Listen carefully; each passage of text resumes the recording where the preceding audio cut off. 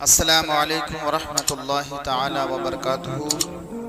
حضرات محترم، درود پاک پڑھ لیجئے۔ اللہم صلی علی سیدنا و نبینا و مولانا محمد مبارک وسلم۔ صلو علیہ وسلم، صلاۃ و سلام علیک یا رسول اللہ صلی اللہ تعالی وسلم۔ نحمدہ و نصلی علی رسولہ الکریم، اما بعد فاعوذ باللہ من الشیطان الرجیم، بسم اللہ الرحمن الرحیم۔ شہر رمضان الذي انزل فيه القرآن، صدق الله العظیم وصدق رسوله النبی الامین المتین الکریم، ونحن على ذلك لمن الشاہدین والشاکرین، والحمد للہ رب العالمین۔ تو حضرات محترم، میں نے قرآن پاک کی ایک آیت مبارکہ پڑھی، شہر رمضان الذي انزل فيه القرآن، رمضان کا وہ مبارک بعظمت مہینہ جس میں قرآن نازل کیا گیا۔ تو رمضان کا مبارک مہینہ اللہ نے جس میں قرآن کو نازل کیا، رمضان کا مبارک مہینہ ویسے بھی عظمت رکھتا ہے، اور اس میں ایک عظمت کی بات یہ ہے کہ اللہ تعالی نے اسی مبارک بعظمت مہینے میں ہمیں اپنا مقدس کلام عطا فرمایا جس کو کہتے ہیں قرآن۔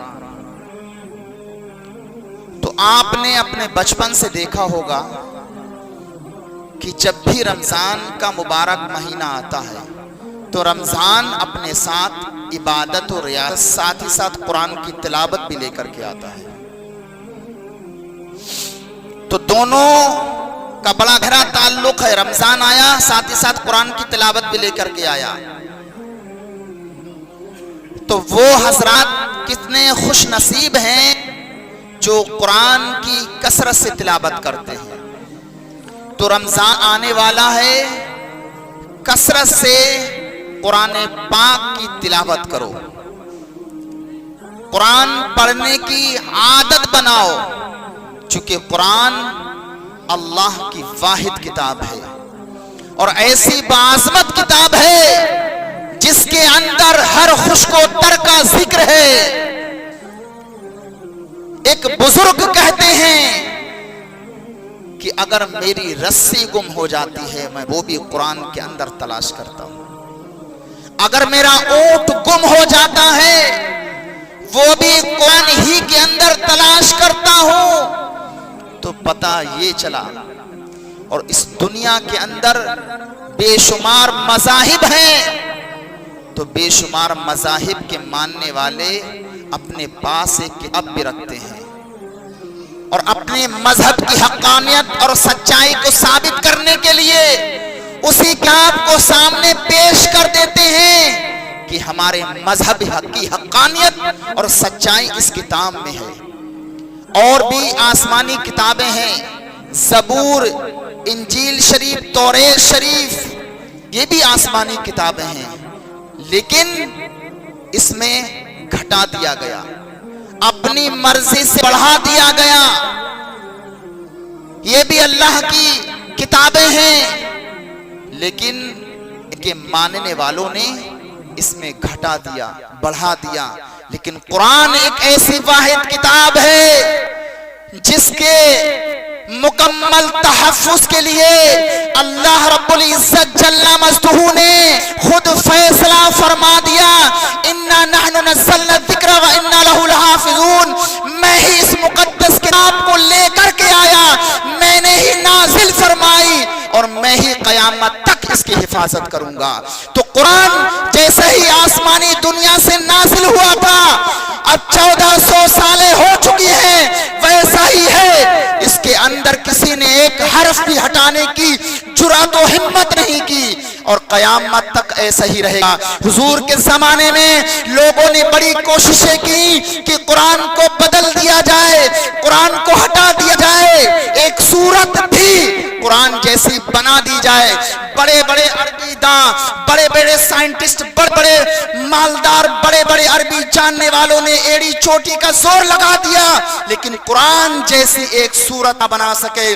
قرآن نے کہا صورت تو بڑی دور کی بات ہے، ایک قرآن جیسا رکوع لے کر کے آؤ، رکوع بھی نہ لا سکے، پھر کہا چلو رکوع تو بہت دور کی بات ہے، قرآن کے مثل ایک آیت ہی لا کر کے دکھاؤ تو تمہیں جان لیں گے، لیکن وہ عاجز رہ گئے، سورت اور آیت بھی نہ لا سکے، رکوع بھی لا سکے۔ تو قرآن اللہ کی مقدس کتاب ہے۔ آپ کسی بھی کتاب کو اٹھا کے دیکھیے، آپ اس سے سوال کریے، وہ جواب نہیں دے پائے گی۔ اس سے یہ پوچھئے تو کہاں سے نازل ہوئی، تیرا مقصد کیا ہے، تو کیوں نازل ہوئی، تیرا نام کیا ہے۔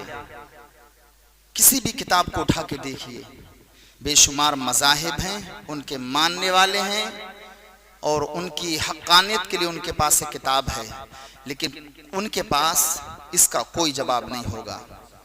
لیکن قرآن ایک ایسی واحد کتاب ہے جس کے اندر ہر خشک و تر کا ذکر ہے، اور ساتھ ہی ساتھ اگر آپ قرآن سے سوال کریں، اے قرآن ذرا یہ تو بتا تیرا نام کیا ہے، تو قرآن جواب دیتا ہے۔ قرآن کہتا ہے میرا نام ہے قرآن مجید فی لوح محفوظ، میرا نام قرآن ہے، میں لوح محفوظ سے آیا ہوں، اور قرآن میں لوح محفوظ میں تھا۔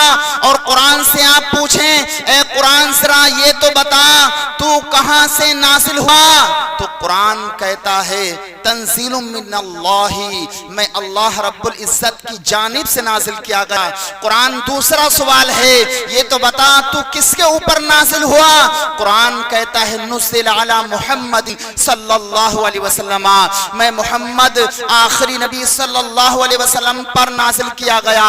اے قرآن را یہ تو بتا تیرا آنے کا مقصد کیا ہے، تو کیوں آیا ہے، تو قرآن کہتا ہے ھدی للناس، میں لوگوں کی ہدایت کے لیے آیا ہوں۔ آپ ذرا غور فرمائیے، ایسی مبارک متبرک باعظمت کتاب جس کے اندر ہر خشک و تر کا ذکر ہو اور ساتھ ہی ساتھ ہر سوال کا جواب دے، پھر بھی ہم اس سے غافل ہیں۔ اے قرآن ذرا یہ تو بتا تو کس مہینے میں نازل ہوا، قرآن جواب دیتا ہے شہر رمضان الذی انزل فیہ القرآن، رمضان کا مبارک مہینہ جس میں قرآن کو نازل کیا گیا، یعنی میں قرآن رمضان کے باعظمت مہینے میں نازل ہوا۔ اللہ اکبر۔ اے قرآن ذرا یہ تو بتا کہ رات میں نازل ہوا یا دن میں نازل ہوا، قرآن کہتا یہ بھی سوال ہے، اس کا بھی جواب سنو، انا انزلناہ فی لیلۃ القدر، میں اللہ کا مقدس کلام راتوں میں جو سب سے متبرک رات ہے، مبارک رات ہے، میں لیلۃ القدر میں نازل ہوا۔ اللہ اکبر۔ قرآن ایسی متبرک کتاب ہے کہ سارے سوالوں کے جواب آپ کو ترنت عنایت کرتا ہے۔ پھر بزرگ فرماتے ہیں اگر میری رسی بھی گم ہو جائے تو میں قرآن ہی میں تلاش کرتا ہوں۔ تو قرآن بے شمار فضیلت رکھتا ہے۔ یہ تو قرآن کے سوالات تھے۔ اچھا، قرآن پڑھنے کے اجر و ثواب کیا ہے؟ تو حدیث پاک کے اندر ہے، حالانکہ بہت ساری کتابیں ہیں، بہت سارے مذاہب ہیں، ان کی سچائی کے لیے ان کے پاس کتابیں ہیں، لیکن اس کتاب کو پڑھنے میں ثواب ہوگا، دیکھنے میں ثواب نہیں ہوگا۔ لیکن قرآن ایک ایسی واحد کتاب ہے جس کو پڑھیں گے تب بھی ثواب ملے گا، سنیں گے تب بھی ثواب ملے گا، اور ان آنکھوں سے دیکھیں گے تب بھی ثواب ملے گا۔ حدیث پاک کے اندر ہے، حضور نبی رحمت صلی اللہ علیہ وسلم ارشاد فرماتے ہیں، قرآن کا جب کوئی شخص ایک حرف پڑھتا ہے تو اسے ایک نیکی دی جاتی، اور یہ ایک نیکی 10 نیکیوں کے برابر ہے۔ تو گویا کہ قرآن کے ایک حرف پڑھنے میں 10 نیکیاں آپ نامہ اعمال میں لکھ دی جاتی ہے۔ تو حضور ارشاد فرماتے ہیں الف لام میم، الف لام میم، یہ ایک حرف نہیں ہے، الف الگ ہے، لام الگ ہے، میم الگ ہے. تو جس نے الف لام میم پڑھ لیا اللہ تعالیٰ اس کے نامہ اعمال میں 30 نیکیاں لکھ دے گا. آپ ذرا اندازہ لگاؤ، الف لام میم یہ 3 حرف ہیں. قرآن کا کوئی ایک رکوع آپ صبح میں پڑھ لیں.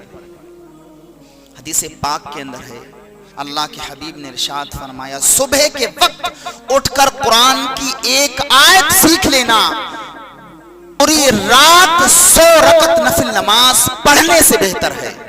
اے اللہ کی ایسے مقدس متبرک کتاب ہے. اور حضور فرماتے ہیں کہ جس کے سینے میں قرآن نہیں وہ ویران گھر کی طرح ہے. جس سینے میں قرآن نہیں وہ ویران گھر کی طرح ہے. حضور نبی رحمت صلی اللہ علیہ وسلم نے ایک دن ارشاد فرمایا، کسی نے سورہ اخلاص پڑھی، آپ نے کہا وجبت، واجب ہو گئی. کسی شخص نے سورہ اخلاص، سورہ قل هو اللہ احد پڑھی تو سرکار نے کہا واجب ہو گئی. تو صحابہ نے پوچھا یا رسول اللہ کیا واجب ہو گئی؟ تو سرکار نے ارشاد فرمایا جس نے ایک مرتبہ سورہ اخلاص پڑھی اس کے لیے جنت واجب ہو گئی. ایک مقام پر ارشاد فرمایا حضور نے، کیا تم میں سے کوئی ایسا شخص نہیں ہے جو تہائی قرآن کو پڑھ لیا کرے، جب شام کے وقت بستر پر جائے، بستر استراحت پر جائے، بستر پر آرام کرنے کے لیے جائے تو شام کے وقت تہائی قرآن 3 حصوں میں ایک حصہ پڑھ لیا کرے. تو صحابہ نے پوچھا یا رسول اللہ یہ تو بڑا مشکل کام ہے کہ نہیں؟ بھائی تہائی قرآن پڑھ لینا، بھائی 30 پارے ہیں قرآن کے تو 3 جگہ آپ ڈیوائیڈ کریں گے تو 10 پارے ہو گئے، 10 20 30 تو 10 پارے بستر استراحت پر شام کا ہارا تھکا آیا ہوا انسان 10 پارے کیسے پڑھ سکتا ہے؟ یہ کہہ رہے پڑھ لیں گے ہم، پڑھ لیں گے آپ. خیر، تو 10 پارے شام کے وقت کم کاش کر کے آنے والا انسان تھکا ہارا ہوتا ہے، 1-2 سورت تو پڑھ لے گا، 4 کل آیت الکرسی پڑھ لے گا، لیکن 10 پارے بڑا مشکل ہیں. تو صحابہ نے کہا یا رسول اللہ یہ تو بڑا مشکل کام ہے، ایسا نہیں ہو سکتا، اتنا کام نہیں کر سکتے. تو حضور نے ارشاد فرمایا کیا تم میں سے کوئی شخص اتنی طاقت نہیں رکھتا کہ سورہ اخلاص سورہ قل هو اللہ احد ایک مرتبہ پڑھ لے؟ جو ایک مرتبہ سورہ اخلاص صرف دل سے پڑھے گا اللہ تعالیٰ اسے تہائی قرآن کا ثواب عطا فرمائے گا، یعنی 10 پارے پڑھنے کا ثواب عطا فرمائے گا. تو اللہ نے ایسی متبرک اور مبارک ہمیں کتاب عطا فرمائی ہے، پھر بھی ہم اس کتاب سے غافل ہیں. آج ہمارے معاشرے میں ہم دیکھتے ہیں اگر کسی کے ہاں قرآن خوانی ہوتی ہے تو قرآن خوانی کے لیے وہ جگہ تلاش کرتا ہے. کبھی امام صاحب کے پاس آتا ہے، امام صاحب بچے چاہیے، میں کہتا ہوں بھائی بچے ہمارے یہاں نہیں ہیں، وہ کہیں دوسرے جگہ جاتا ہے. ارے یہ پریشانی کیوں پیش آتی ہے؟ تمہارے گھر خود 10 افراد ہیں، اگر 10 وہ قرآن پڑھے ہوئے ہوتے اور روزانہ 1 پارے کی تلاوت کرتے تو 10 دن میں کتنے پارے ہوتے؟ یہ پریشانی نہیں آتی. آج قرآن خانے کے لیے در بدر بھٹکنا پڑتا ہے. قرآن سے محبت نہیں، قرآن اللہ کی واحد کتاب ہے، اس سے محبت کرو مسلمانوں. حضور نے ارشاد فرمایا دلوں میں زنک لگتی ہے، دل زنک آلود ہوتے ہیں، یہی الفاظ ہیں، اس کا ٹرانسلیشن یہی ہے، دل زنک آلود ہوتے ہیں. جس طرح سے لوہے میں پانی لگنے سے زنک لگ جاتی ہے، اسی طرح سے دل بھی زنک آلود ہوتے ہیں. لگ نہیں جاتی بلکہ دل زنک آلود ہوتے ہیں. وہ اس وجہ سے کہ ہم نے دین کو چھوڑ کے دنیا بدل دی، دنیا اپنا لی. تو دنیا اپنانے کی وجہ سے، دین سے دوری کی وجہ سے دل زنگ آلود ہو گئے. ہم دیکھتے معاشرے میں سامنے روڈ پر پڑا ہے انسان، ایکسیڈنٹ ہو گیا، پھڑ پھڑا رہا ہے، سب انسان ڈرتا ہے کہ میرے اوپر کیس نہ آ جائے. 10-20 لوگ جا کے اٹھا کے اگر اسے ہاسپٹل میں ایڈمٹ کر دیں تو کوئی مسئلہ نہیں ہوگا. رات برات کا مسئلہ وہ الگ بات ہے، لیکن دن میں کوئی ہاتھ لگانے کے لیے تیار نہیں، چونکہ ڈرتا ہے انسان. ہمدردی کا جذبہ شوق ختم ہو گیا. تو حضور نے ارشاد فرمایا دل زنگ آلود ہوتے ہیں. تو حضور نے ارشاد فرمایا کہ دل زنگ آلود ہوتے. صحابہ نے عرض کی یا رسول اللہ تو پھر دل زنگ آلود ہو جاتے ہیں تو اس کی زنگ دور کیسے ہوگی؟ دل صاف و شفاف کیسے ہوگا؟ اگر لوہے ریگ مال سے رگڑ کر اس کی زنگ دور کر دیتے ہیں وہ چمکنے لگتا ہے، تو دل پر اگر ریگ مار لگڑیں گے تو معاملہ سب خرابی ہو جائے گا، ہے کہ نہیں؟ تو دل پر تو ریگ مار یا ریتی رگڑی نہیں جا سکتی، تو پھر اس کے لیے کیا علاج ہونا چاہیے؟ تو سنو حضور کا پیغام، اللہ کے محبوب سرور کائنات صلی اللہ علیہ وسلم نے ارشاد فرمایا کہ دل زنگ کا آلود ہوتے ہیں، اور اس دل کی زنگ کو دور کرنے کے لیے اللہ کے مقدس کتاب قرآن پاک کی کثرت سے تلاوت کرو تو اس زنگ کو دور ہو جائے گی۔ اور ایک مقام پر حضور نے ارشاد فرمایا کہ کثرت و ذکر الموتی و کثرت التلاوتی، یعنی کثرت سے اگر قرآن پاک کی تلاوت کی جائے اور کثرت سے موت کا ذکر کیا جائے تو اس سے دل کی زنگ جو ہے وہ دور ہو جائے گی۔ اب کثرت سے موت کیا؟ وہ اس طور پر آپ کے پڑوس میں کوئی بھائی آپ کا انتقال کر گیا تو تصور یہ کرنا کہ اس کا انتقال ہوا، اس کے لیے اس کے چاہنے والے رو رہے ہیں، اس کو غسل دیا، اور غسل دینے کے بعد میت کو تیار کیا، نماز جنازہ ہوئی، پھر قبرستان لے کر گئے، پھر سارے لوگوں نے مل کر اس کو دفن کیا، دفن کر کے چلے آئے، تو اس سے دل کی زنگ دور ہوگی۔ تو پھر تصور یہ خیال کرنا آج اس کا غسل ہو رہا ہے، ایک دن آئے گا کہ ہمارا بھی غسل ہوگا، ہم بھی غسال کے سامنے بے بس لاچار مجبور پڑے ہوں گے، اپنی سکنت و حرکت ہمارے اندر یہ طاقت و قوت نہیں ہوگی، سال غسل دینے والا وہ ہمارے ہاتھ کو ادھر ادھر الٹے پلٹے گا تو ہمارا ہاتھ صحیح سے دھلے گا، بغلیں دھلیں گی، پیٹ کا دائرہ، یہ سب ذہن میں منظر جب رہے گا تو اس سے حضور نے ارشاد فرمائے دل کی زنگ دور ہوگی اور قرآن پاک کی تلاوت سے زنگ دور ہوگی۔ تو حدیث پاک کے اندر ہے کہ جس دل میں قرآن نہ ہو، قرآن کی کوئی آیت نہ ہو، وہ ویران گھر کی طرح ہے۔ تو مسلمانوں، یہ رمضان کا باعظمت مہینہ آنے والا ہے، مبارک مہینہ آنے والا ہے، رمضان کی تیاری کرو۔ اور رمضان کی تیاری یہ ہے، اگر آپ کے پاس کرتا نہیں ہے تو دو کم سے کم کرتے سلا لو یار، اچھا لباس، خیر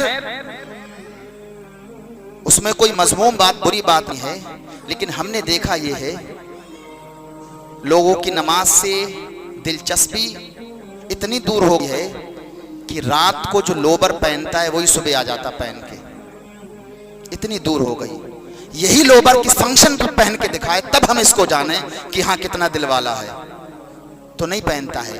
فنکشن میں بہترین لباس، لیکن نماز جو اللہ کی بہترین عبادت ہے، سب سے پاک اور پوتر، اور کل قیامت ان سب سے پہلے اسی کا سوال ہوگا، اس کے لیے ایک دم سڑا ہوا لباس، گلا ہوا لباس جو سب سے پرانا ہے، اپنے بچوں سے کہے گا جو پرانا کرتا ہے وہی نکالنا، نئی شرٹ اور نئی کرتا مت نکالنا، وہ وہاں شادی میں جائیں گے پہن کے لیے۔ تو بھائی نماز اللہ کے مقدس بہترین عبادت ہے، رمضان کا باعظمت مہینہ آنے والا ہے، بہترین لباس پہنو، بہترین کرتا پہنو، اور ساتھ ہی ساتھ اگر قرآن نہیں جانتے تو قرآن پڑھنا سیکھو، اور اگر پڑھنا سیکھ چکے ہیں، آپ جانتے ہیں پڑھنا، حضور نے ارشاد فرمایا خیرکم من تعلم القرآن وعلمہ، تم میں بہترین لوگ، بہترین مخلوق، بہترین اشخاص وہ ہیں جو قرآن کو سیکھیں اور سیکھنے کے بعد قرآن کو پڑھنے کے بعد اپنے بھائیوں تک پہنچا دے۔ بہترین اللہ کی مخلوق ہے، ہمیں بہترین نہیں کہا، ہمیں آپ کو بہترین نہیں کہا، نمازیوں کو بہترین نہیں کہا۔ حدیث پاک میں ہے خیرکم من تعلم القرآن وعلمہ، تم میں بہترین شخص وہ ہیں جو قرآن کو سیکھیں اور دوسروں تک سکھائیں۔ قرآن، خیر وقت نہیں ہے، قرآن کا ہر لفظ، بسم اللہ شریف میں اتنی طاقت ہے، آپ نے سنا ہوگا اور پڑھا بھی ہوگا کہ بسم اللہ میں کتنی طاقت ہے۔ اگر کسی کام کو بسم اللہ شریف پڑھ کر کیا جائے تو پائے تکمیل تک پہنچتا ہے۔ حدیث پاک میں کہ جب کوئی کام اللہ کے نام سے شروع نہ کیا جائے تو وہ ناقص و ادھورا رہتا ہے، اور جب کوئی نیک کام اللہ کے نام سے شروع کیا جاتا ہے تو وہ پائے تکمیل تک پہنچتا ہے۔ اللہ رب العزت اپنا خاص کرم فرماتا ہے، تو قرآن جب جہاں بھی پڑھا جائے تو تو آسمانی دنیا سے فرشتے نازل ہوتے ہیں۔ حضور کے زمانے میں ایک صحابی رسول کے ساتھ ایسا ہوا، ایک صحابی رسول قرآن کی رات کی تنہائی میں پڑھ رہے تھے، قرآن کی تلاوت کر رہے، تو اوپر سے سکینہ نازل ہو رہا تھا۔ ایک سامنے گھوڑا بندھا ہوا تھا، بدک رہا تھا، اور سامنے ان کا ایک رشتہ دار بھائی سو رہا تھا، تو بدکا اس قدر انہوں نے قرآن کی تلاوت کو روکا۔ حضور نبی رحمت صلی اللہ علیہ وسلم کی بارگاہ میں صبح میں یہ واقعہ بیان کہ یا رسول اللہ میں قرآن پڑھ رہا تھا، گھوڑا بار بار بدک رہا تھا، تو حضور نے ارشاد فرمایا تم قرآن کی تلاوت کرتے رہتے؟ کہا یا رسول اللہ وہ بار بار بدک رہا تھا۔ سرکار نے کہا کرتے رہتے، تو حضور نے ارشاد فرمایا آسمانی دنیا سے فرشتے نازل ہوئے تھے، اگر تم اسی طرح سے قرآن پڑھتے رہتے تو صبح کے وقت ان ساری لوگ اپنی نگاہوں سے، اپنی آنکھوں سے، اپنی ماتھوں کی نگاہوں سے سارے لوگ ان کا دیدار کرتے۔ اللہ اکبر۔ تو پتہ یہ چلا جہاں جس وقت قرآن پڑھا جائے سکینہ نازل ہوتا ہے، اور قرآن خود ایک مسلوب اور ایک معجزہ رکھتا ہے۔ حضرت عیسیٰ علیہ نبی علیہ السلام کا گزر قبرستان سے ہوا، ایک قبر کے پاس سے گزرے، دیکھا اس میں جو ہے اولیاء اللہ تو ان کو طاقت ہوتی ہے انبیاء علیہ السلام کو کہ قبر کے اندر بھی دیکھ لیتے ہیں، تو دیکھا ایک مردہ عذاب قبر میں مبتلا ہے، اس کی قبر میں آگ ہی آگ ہے، مردہ چیخو پکار مچا رہا ہے۔ اللہ اکبر۔ عیسیٰ علیہ نبی علیہ السلام اپنے کسی کام کے لیے گئے، دوبارہ جب پلٹ کے آئے، اپنی حاجت سے پوری کر کے آئے، تو قرآن اسی قبر کے پاس سے گزرے، کیا دیکھتے ہیں کہ اس میں نور ہی نور ہے، اس میں پھولوں کی بارش ہو رہی، اللہ کی رحمت و انبار کی تجلیاں کا ورود اس قبر پر ہو رہا ہے۔ تو حضرت عیسیٰ علیہ السلام پریشان ہوئے، آپ نے رب العالمین کی بارگاہ میں عریضہ پیش کیا، مولا یہ منظر کیا ہے؟ تو آپ کو حاطف غیب سے آواز آئی یہ شخص گناہگار تھا، فسق و فجار والا تھا، اپنی برد کرداری کی وجہ سے عذاب قبر میں مبتلا تھا، اپنے گناہوں کے سبب سے عذاب قبر میں مبتلا تھا، لیکن اس کا بیٹا جب یہ مرا تو آج اس تاریخ میں اس کی بیوی نے مدرسے میں داخلہ کروایا، اس کے بچے نے بسم اللہ الرحمن الرحیم پڑھا، تو مجھے حیا آئی کہ جس کا بچہ زمین کے اوپر میرے مقدس کلام کی مجھے رحمت کے ناموں سے پکارے، میں اس کے باپ کو زمین کے اندر عذاب دوں، تو مجھے حیا آئی، میں نے اس کے بچے کے بسم اللہ الرحمن الرحیم پڑھنے کی برکت کی وجہ سے میں نے اس کے باپ کی قبر سے عذاب کو اٹھا لیا۔ اللہ اکبر۔ صرف یہ بسم اللہ میں اتنی طاقت ہے، آپ ذرا غور فرمائیے، قرآن 30 پارے ہیں، ہزاروں آیتیں قرآن کے اندر ہیں، ہزاروں رکوع ہیں اور سورتیں ہیں، پورا قرآن کتنا مکمل بعظمت ہوگا، جس کے شروع بسم اللہ میں اتنی طاقت ہے تو پورے قرآن میں کتنی طاقت ہوگی۔ آج ہمارا مسلمان قرآن جیسی مقدس کتاب کو بھولے پڑا ہے، قرآن خانے کے لیے جگہ جگہ در بدر بھٹکنا پڑتا ہے، تو قرآن کی تلاوت کرو۔ پوری تقریر کا محاصل یہی ہے، رمضان کا بعظمت مہینہ آنے والا ہے، ابھی سے قرآن کی عادت ڈالو، انشاءاللہ ڈالیں گے، اور 2 کرتے سلائیں گے نماز کے لیے، ٹھیک ہے، 2 کرتے سلوائیے، ہو سکے تو صافہ خریدیے اور صافی کے ساتھ نماز پڑھیے، اور اس صوبیدار مسجد میں چاروں طرف صافی دکھائی دیں گے تو کتنا اچھا ہوگا، کتنا اچھا ہوگا۔ تو انشاءاللہ رمضان کی تیاری کریے، ایک صافہ خریدیے اور 2 کرتے سلوائیے اور نماز کی تیاری کریے۔ اللہ رب العزت جل مجدہ کی بارگاہ میں دعا ہے مولا تعالیٰ میرے بیان کرنے میں غلطی ہو گئی اللہ معاف فرمائے، آمین ثم آمین۔ السلام علیکم ورحمۃ اللہ۔